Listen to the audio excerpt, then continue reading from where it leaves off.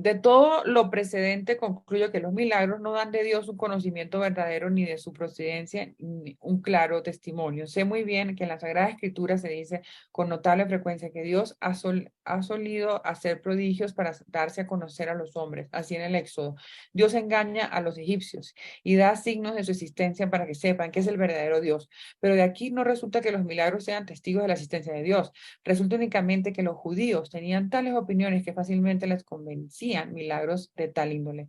Hemos demostrado en efecto en nuestro capítulo 2 que las pruebas proféticas, esto de las pruebas fundadas en la revelación, no se apoyan en nociones universales y comunes a todos los hombres, sino en las ideas recibidas, aunque sean absurdas, en las opiniones de los que reciben la revelación y quieren convencer al Espíritu Santo. Doctrina que dejamos confirmada con muchísimos testimonios y con el de Pablo, que era griego con los griegos y judío con los judíos.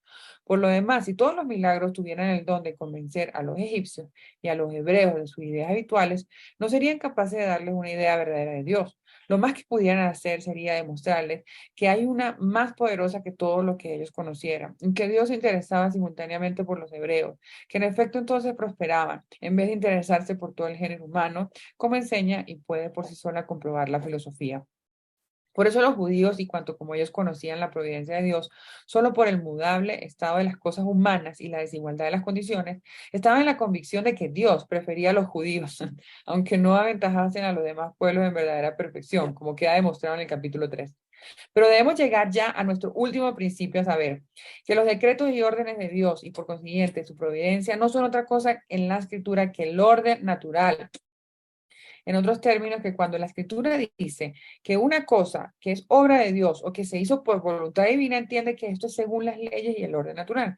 Y en manera alguna, como el vulgo cree que la naturaleza se paralizó para dejar obrar a Dios o interrumpió alguna vez su curso. Por lo demás, la escritura no se explica nunca directamente entre lo que no tiene relación con la enseñanza que ella quiere dar por la razón, ya explicada al tratar la ley divina, de que su objeto no es en manera alguna explicar las cosas por sus casos naturales ni resolver cuestiones de pura especulación. Nos proponemos pues aquí interpretar en nuestro sentido ciertas narraciones de la escritura que aparecen más amplias y circunstanciadas.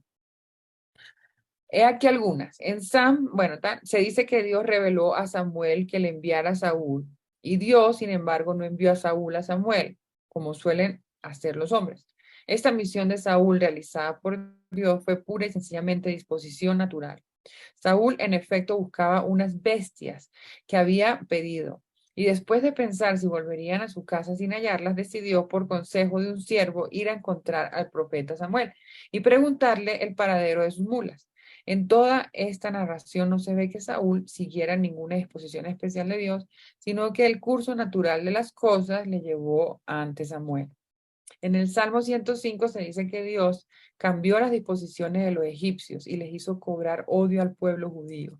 Pero este cambio fue perfectamente natural, como se ve en el capítulo 1 del Éxodo, que lo explica perfectamente por el designio que los egipcios consiguieron de reducir los israelitas a la esclavitud. El Génesis 9 dijo Dios a Noé que se manifestara en la nube.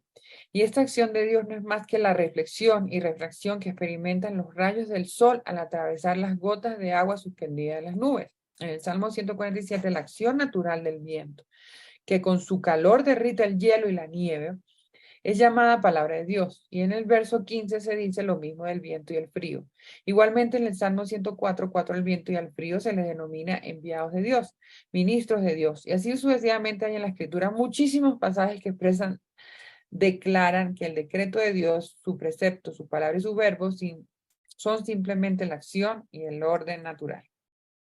Está pues fuera de toda duda que los hechos narrados por la escritura ocurrieron muy naturalmente, lo cual no impide atribuirlos a Dios. Pues lo repito, la escritura no se propone explicar las cosas por sus causas naturales, sino únicamente hacer un cuadro de los hechos que más impresionan la imaginación y presentarlos narrados en el orden y estilo más admirables y que más excitan al vulgo la emoción. O sea,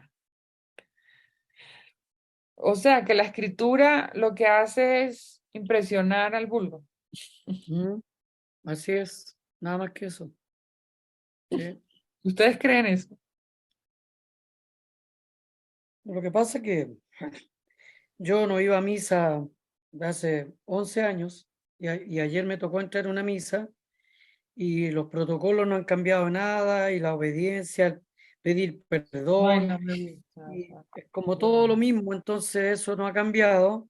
horrible. Y claro, y aquí dice que en el fondo la gente es obediente, sumisa y que no hay que buscar explicación y que solamente hay que creer, no dudar.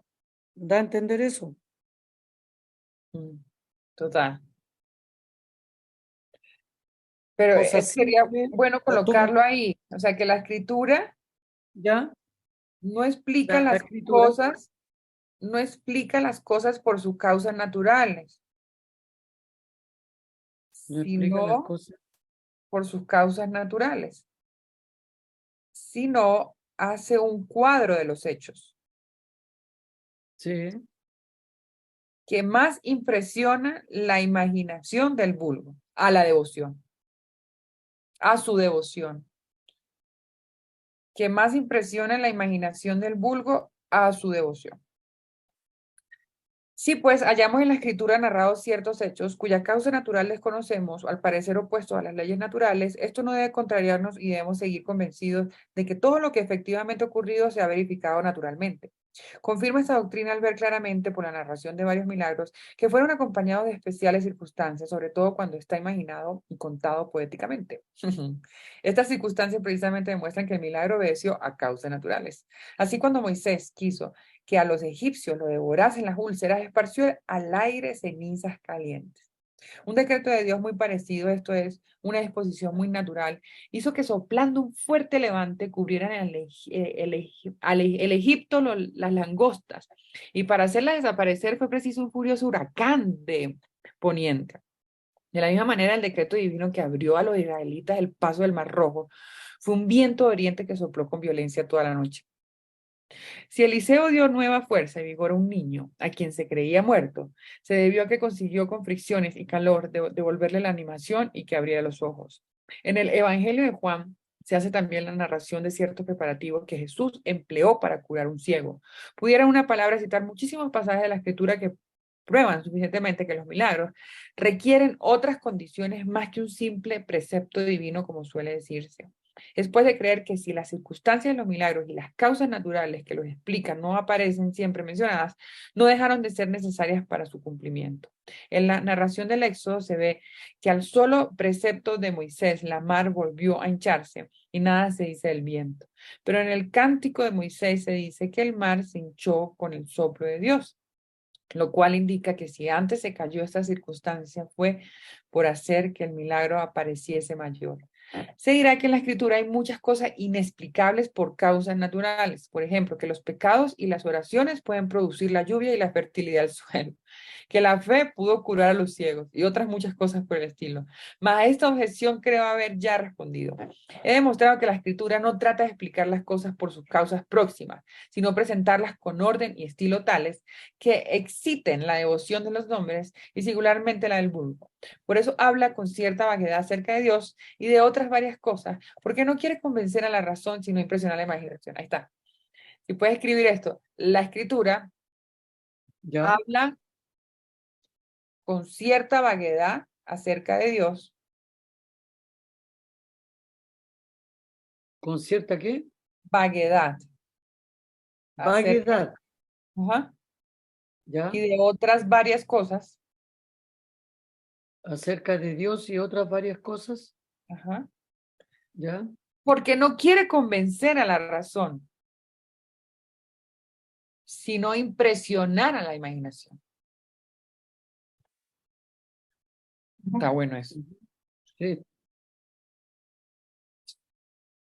A ver si terminamos esta parte.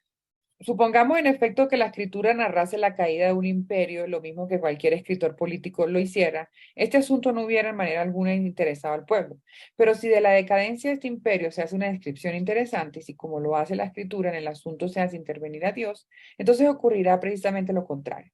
Cuando la escritura refiere que la tierra se esterilizó por los pecados humanos y que la fe curó a los ciegos, no debe esto llamarnos la atención más que si se dijera que Dios está irritado por los pecados humanos, que está contristado, que lamenta haber prometido algún bien o haberlo hecho, que Dios, al ver aquella señal, se acuerda de alguna promesa, porque está comprometido, y mil cosas semejantes que son imágenes poéticas o que señalan únicamente las opiniones y prejuicios del escritor.